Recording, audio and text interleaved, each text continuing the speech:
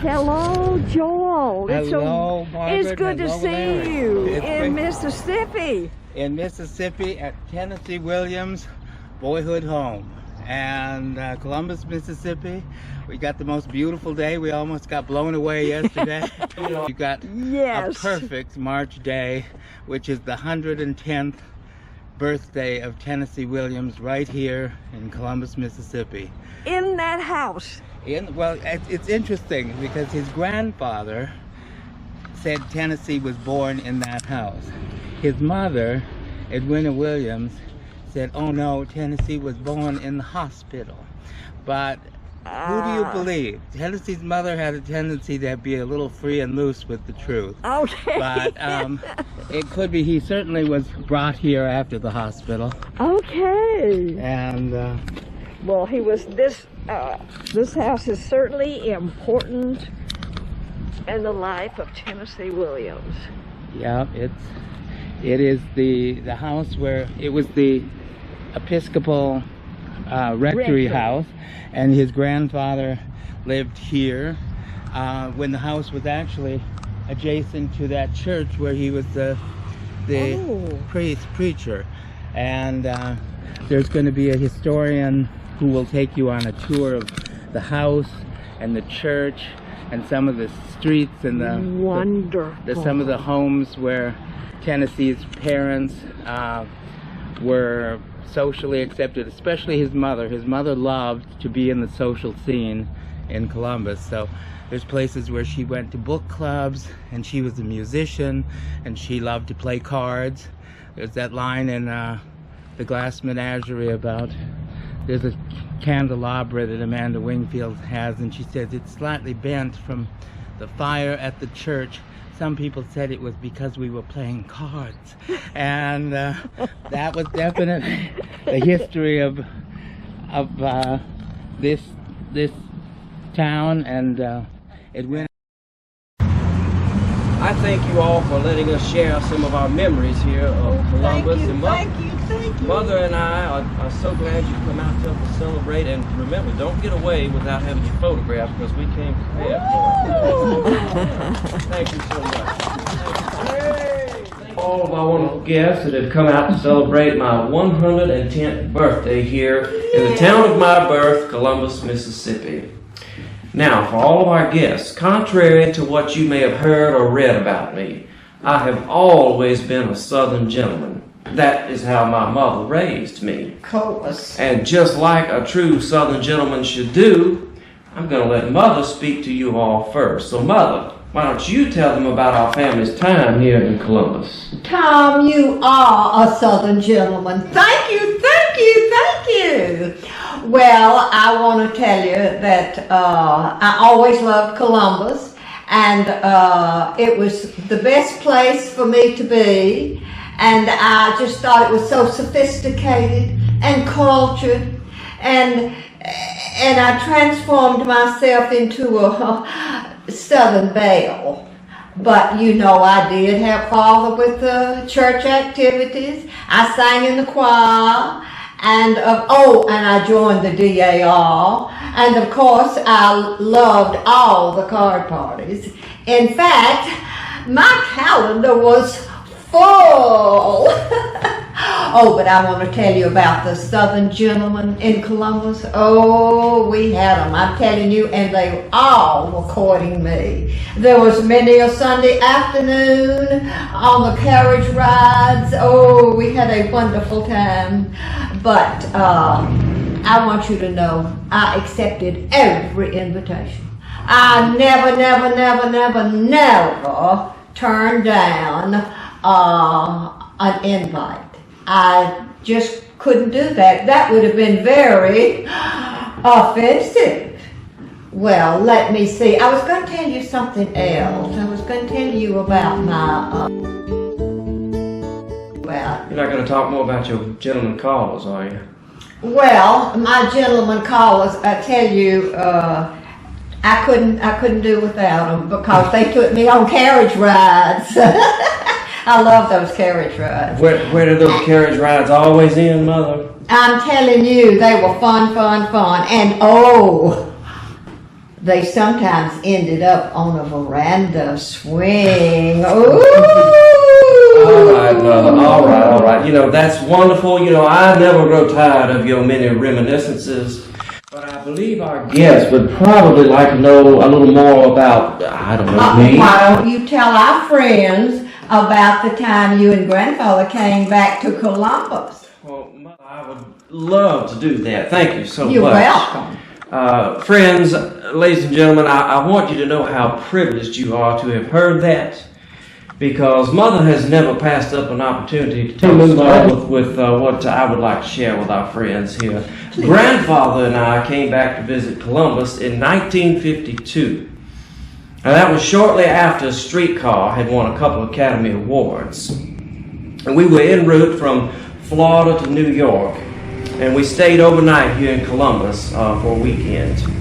You see, Grandfather and I were very close, and his retirement years provided us an opportunity to spend practically all of our time together. And we talked about coming back and visiting Columbus on a number of occasions. And this time it just happened to work out for the both of us. So we came into town and we checked into our hotel, which used to be just across the street over there. It was the, let's see, I believe it was the Gilmer Hotel. And we checked in and we were joined by Mr. Douglas Bateman. And we made our way down the Catfish Alley, as the locals call it, and we came into view of St. Paul's. And right away, Mother, I felt St. Paul's was the handsomest church I'd ever seen. It was. It was. And inside was even just as beautiful. It did not disappoint. Grandfather showed me the font where I had been christened as a baby. And we posed for a photograph there as well. And then we made our way over to the rectory, which is our home that we're standing in here. It used to be right next to the church, just a block away. We went in there, and matter of fact, Mr. Bateman and I, we even photographed right here in this very room. Well, we went on and spent the rest of our day driving around the town and visiting Grandfather's old acquaintances and just doing a little sightseeing. I recall we went on the north side and visited the Linda Mood Mansion with all the beautiful homes Columbus had. And we drove around on the campus of the Women's College and saw all of those beautiful buildings. I thought the same thing down there, how they must look on the inside, if they were even half as beautiful on the inside as they were on the outside. Well, we drove around. We did that for the remainder of the day. And I tell you, Mother, the more I drove Grandfather around, it became very clear that here in Columbus, Grandfather was the star. Because everywhere we went, people would rush up to the car to come and greet him, not me. And did I mention my car was a Jaguar? Convertible and purple. Cute. And yet Grandfather was the one they were all looking for. But he was so happy, Mother. He was so happy to be back in Columbus and to see all of his friends. Yes. I only wish that we had made that trip a lot sooner. We had to get back to the hotel so we could get ourselves prepared for the evening. My grandfather was to have dinner in the city, and I had plans to attend a party elsewhere. Mr. Davis Patty and I traveled about 40 miles south of here to a plantation home. Now, Mother, that was a party. Woo! Music and dancing and food and drinks and no shortage of interesting characters. Party, it was a fabulous night there, Mother. Now, I won't go into all of the details of everything I got into that night, but I'll just say that I didn't arrive back to the hotel over here until 4 o'clock in the morning, and all I wanted to do was sleep it off. But Grandfather was rapping on my door with his cane at 7 a.m. You know how he was. Make your plans and stick to them. He was like that. We had to be on our way to Memphis that day. But Mother, coming back here to Columbus really breathed life into so many of the stories you told me over the years. And I really got a feeling of how important this place was to our family. Grandfather, he passed away just a few years later, and I always took comfort in knowing that I had brought him back to this place that he loved so dearly. It's such a wonderful place. I wish that I too could have come back and visited and spent more time here in Columbus over the years, but unfortunately that never transpired. But it was a wonderful visit. And for all of you wonderful people who have come to help us celebrate today, we are so glad that you did. We hope you enjoyed some of that birthday cake. And Mother and I are available for photographs if you've not already got your photo with us. But we do thank you for visiting our hometown of Columbus, Mississippi. Bye. It was being built in the 1850s, and it was dedicated just before the Civil War started in 1860. It's been in operation since 1860 at this location. This is the third Episcopal church in Columbus.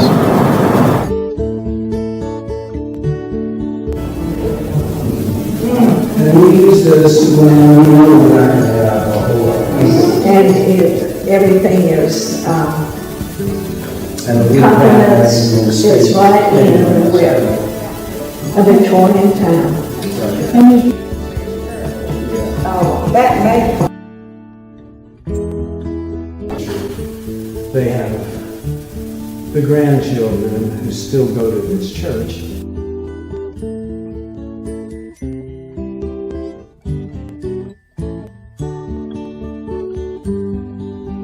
So after World War II, their value, their economic worth magnetized, and they moved to Texas.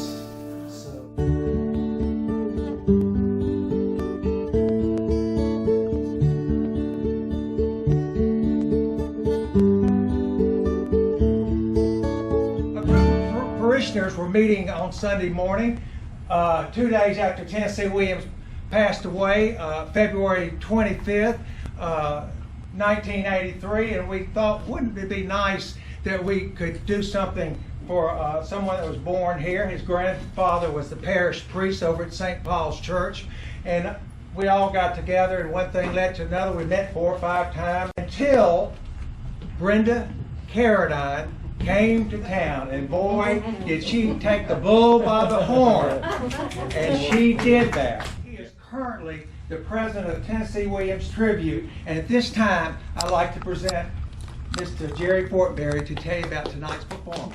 Hi, friends of Joel's from Jasper, Alabama, Margaret Lee and Larry Lee.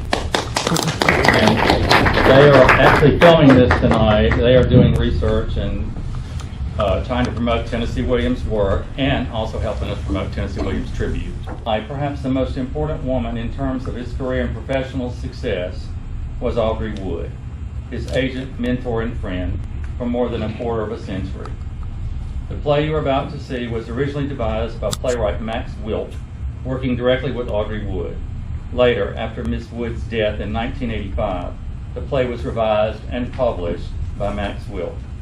The play illuminates the unique partnership of these two remarkable and complex people. In many ways, their partnership was more like a marriage than a friendship or business relationship. The intensity of feelings and emotions they shared rivaled scenes from Williams' greatest plays, A Streetcar Named Desire, The Glass Menagerie, and Cat on a High Tin Roof. The Pulitzer Prize-winning play that Williams dedicated to Audrey Wood.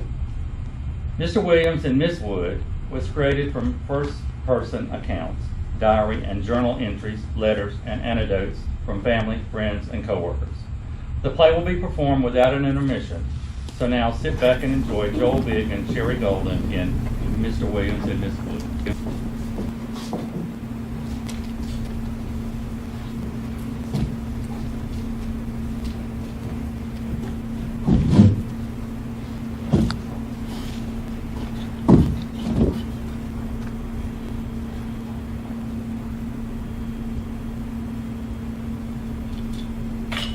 Yes, to vanity.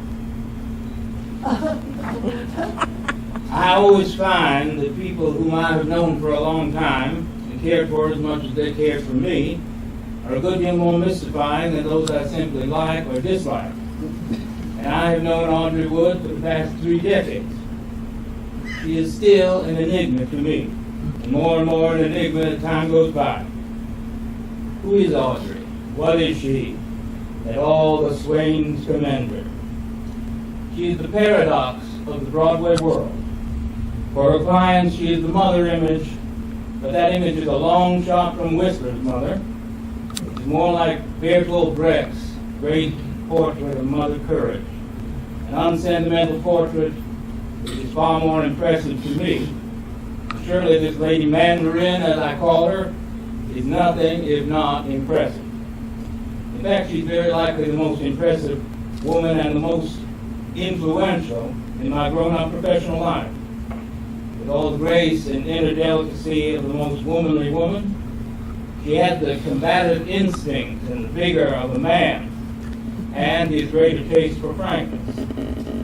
Her small hands can be firm and strong as iron inside her velvety gloves.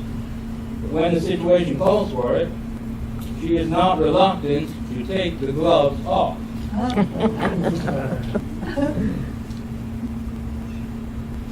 It was the 1930s. William Liebling and I were partners in a theatrical agency at 30 Rockefeller Plaza. We were also married. He saw to casting actors. He was very good at it. I sold plays, not often, because there was a deep, dark depression on, and there wasn't much business in show business. You could put on a legitimate play in a Broadway theater for a mere $10,000. Pay the actors, the costumes, the scenery, and the rent, provided you knew where to find $10,000 cash. Every day, even Saturdays, unemployed actors came into our office looking for work. They liked coming up to our office because my husband Liebling was sympathetic. He'd been an actor too.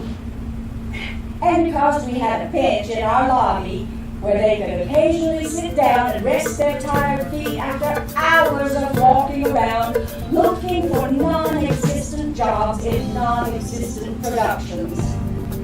What made me want to write plays? The mysterious contractions in the heart and the life of a human being, the thing that could almost be called my most obsessive concern as a playwright. Molly Day Thatcher, who was married to Elia Kazan and who worked at the group theater as a play reader, called to tell me she'd read some one-act plays submitted to their prize contest by a young writer under the title American Blues. His name was Tennessee Williams, and the group was awarding him the prize of $100. Not much now, but in those days, substantial, believe me. I once wrote about the stars in my professional life, and about one of them I wrote, quote, "She is a cross between a flower and the rock that it sprang from." Of course, the rock was show business, and the flower was the heart of a gentle, confused, and very vulnerable woman. I wrote this young author and told him I was interested in reading his work. I read what he said, and almost immediately I had a signal. It was that peculiar little light which flashes on in the first few pages and lets you know you're in the presence of an original talent. He promised to come visit me. I waited. It is a harrowing thing to submit a script to Audrey Wood. It makes me shiver and shake to deposit it in a post office slot, any first draft of a new play addressed to Miss Audrey Wood, and wait till she gives a report on her reaction, which may be 2 or 3 weeks after I mail it. All that time, the shakes and shivers continue and steadily increase. One day, I came into the outer office at 30 Rockefeller Plaza. Liebling was, as always, dealing with ever-hopeful actors. Liebling walked over to a young man and said, "Sorry, nothing for you today." I don't want anything today except to meet Miss Wood. Did you wish to see me about something? Your name is Audrey Wood, I do. My name is Tennessee Williams. Well, come in. I've been waiting for you. You have? for quite some time. He was young. He was enormously gifted. He had hitchhiked to New York, and he was quite broke. He was not only already capable of writing such excellent plays, that I already knew, but later he would demonstrate a considerable talent for poetry and for fiction. Wherever he went, even then, as he would do all his life, he worked long and hard, totally dedicated to his craft. I work 7 days a week, Sundays included, and I don't think that is a violation of the Sabbath. My only exception is Easter Sunday. Work is my habit, an unbreakable habit. What would I do with my mornings if I didn't? Watch cartoons on TV? I don't know what I'd do without this work habit, but I'd probably go mad. But talent, even genius, is only a part of the game.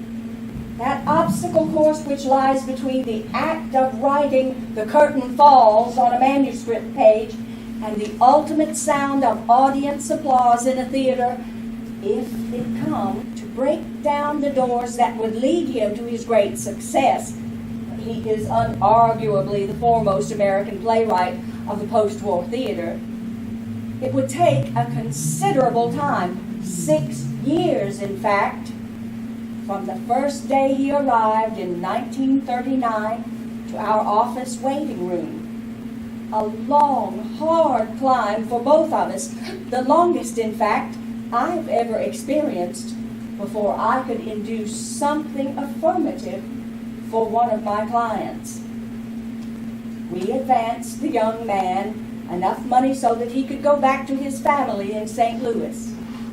Dear Audrey, I am still here in St. Louis by virtue of necessity, the smother of invention. All optimism has departed.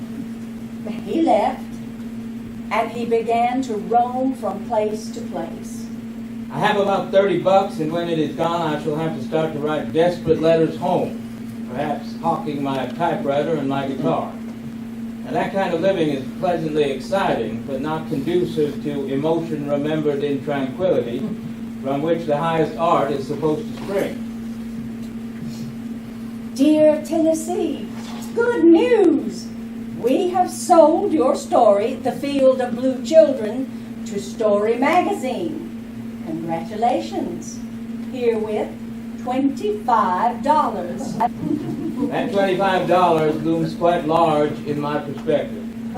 On the strength of it, I am having my typewriter repaired, and I'm planning a trip to San Francisco to see William Saroyan, see the World's Fair. Audrey, do you market verse? I have a great mass of it, both modern and traditional, short and long, which I have only used so far as a lining for my bureau drawers. Then, astonishingly, his talent was recognized in a most tangible fashion. Telegram to T. Williams. Dear Tennessee, you have been awarded the Rockefeller Fellowship, which is $1,000! So proud you have won, fondly Audrey. Needless to say, I now understand how Lazarus felt when he sat up and saw daylight again. And that letter went on to say, my happiness has sort of numbed me. I am warm all through my bones with gratitude. He kept on writing, but his primary need was survival. I took charge of the money, and since he was traveling all over the country, I doled it out to him $25 a week. But I received a stream of collect wires, always pleading for further advances. They came from everywhere, as I recall, and provided me with a tapestry of geographical America. He worked at any and all sorts of jobs, but always kept on writing.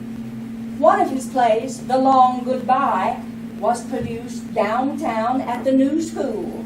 Very prestigious and financially unrewarded.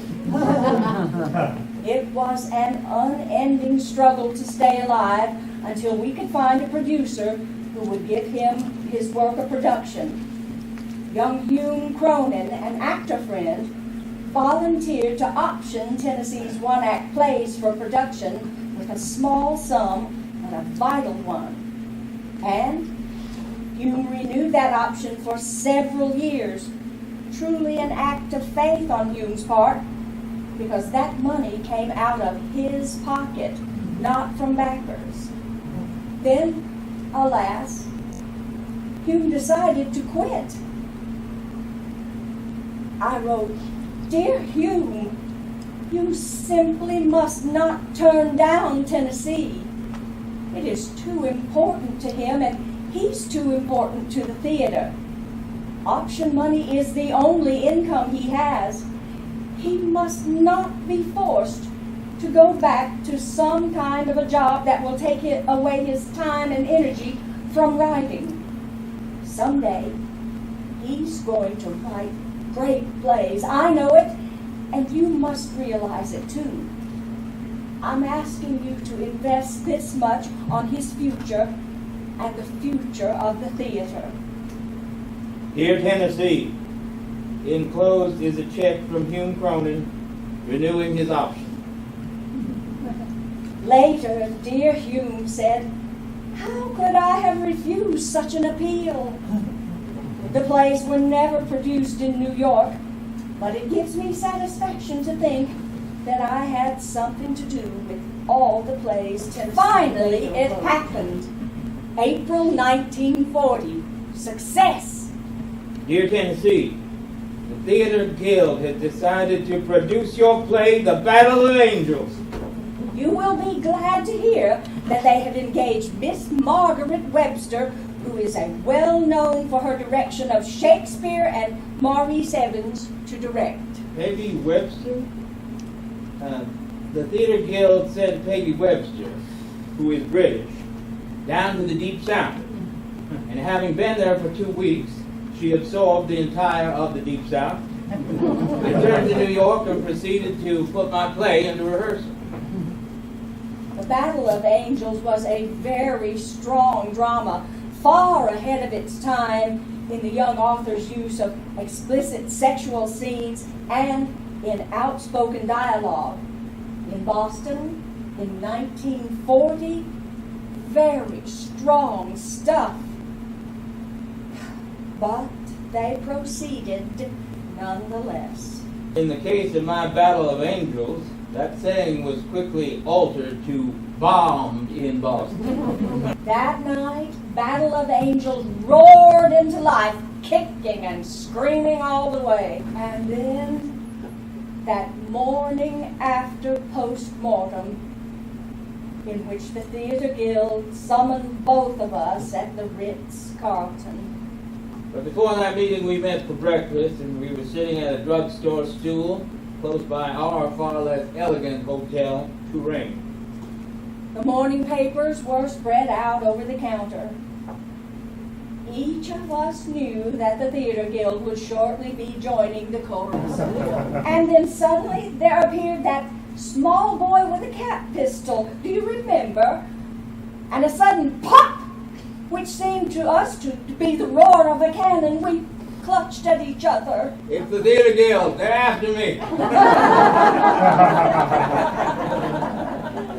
As we both roared with laughter, we knew in a few minutes it was all about to begin. And then there was that meeting at the Ritz. I left town. Audrey got me $100 from the Theater Guild for the delivery of rewrites. I kept rewriting it time after time.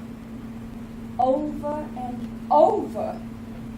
Even though he was crushed by what had happened to him, he kept on. Tenacity? He never lacked for that.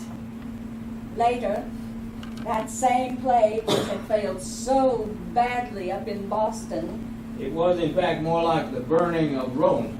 would reemerge from the ashes, a true phoenix.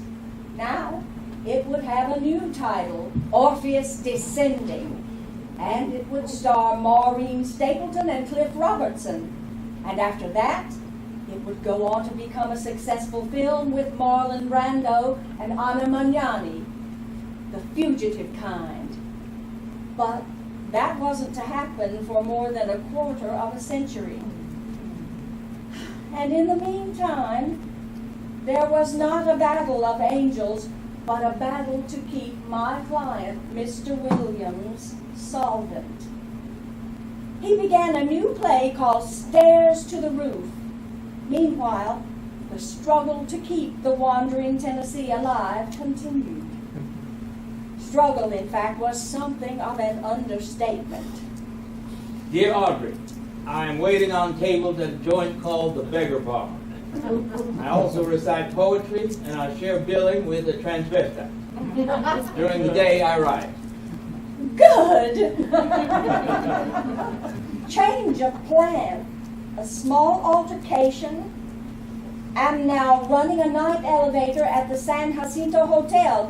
I write during the day. Florida? Yes, Florida.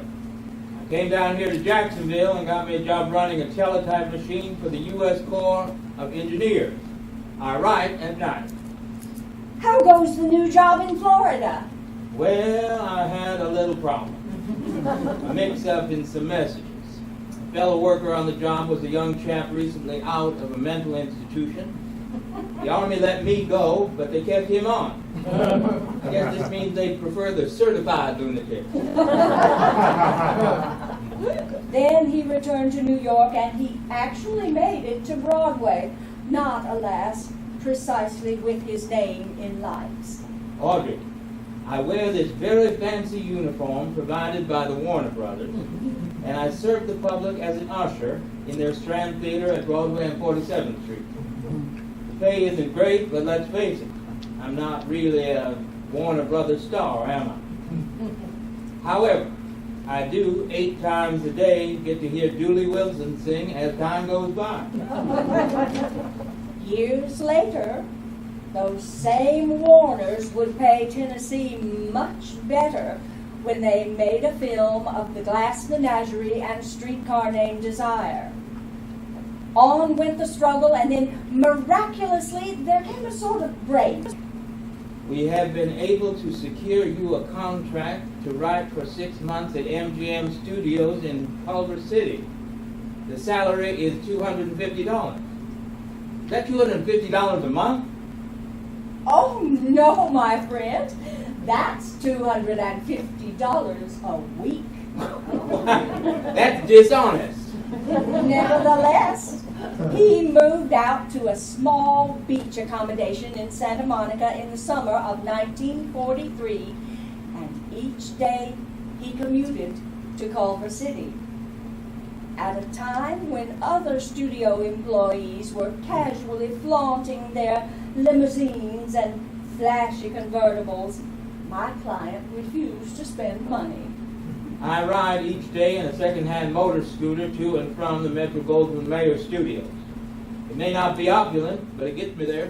It was not a good period for Tennessee. By his own admissions, he was drinking heavily, and even though he was being lauded with critical acclaim here and overseas, he was depending more and more on liquor and various pills. I am unable to rise in the morning without reaching out my hand to feel the wall of the room, to make certain that it and I are still there. Yet he kept on writing plays. Period of Adjustment, Sweet Bird of Youth, Suddenly Last Summer. I could tell our relationship was becoming strained. Audrey, I am in my stoned age. He had become a patient of a New York medico named Max Jacobson, Dr. Feelgood, who had begun to provide Tennessee with those notorious shots designed to induce instant mood uplift. They had disastrous effects on him. He was not writing with the fervor he had previously possessed. I sent to Audrey my new play, The Milk Train Doesn't Stop Here Anymore. Then I waited. And I waited. And finally, you don't like it. I didn't say that. Your silence says it for you. May I say, I think it still needs work. I will do the work. I always do. That is my job. Your job is to get it produced and make money. Money for both of us. I will do my job. You will do yours. After the milk train failed, he wrote me an appalling letter. Audrey, your attitude toward me in the last few years has chilled and hardened, sometimes to the point of downright hostility. A very long time for any kind of relationship to last between two very complex persons. I doubt that any writer has remained with a representative any longer than that. Slowly and painfully, most deep relationships wear out. Afterwards, our understanding comes back, slowly. Finally, no bitterness remains. It is said that you can still hear while you're in a coma. I hope so. Thank you, Audrey.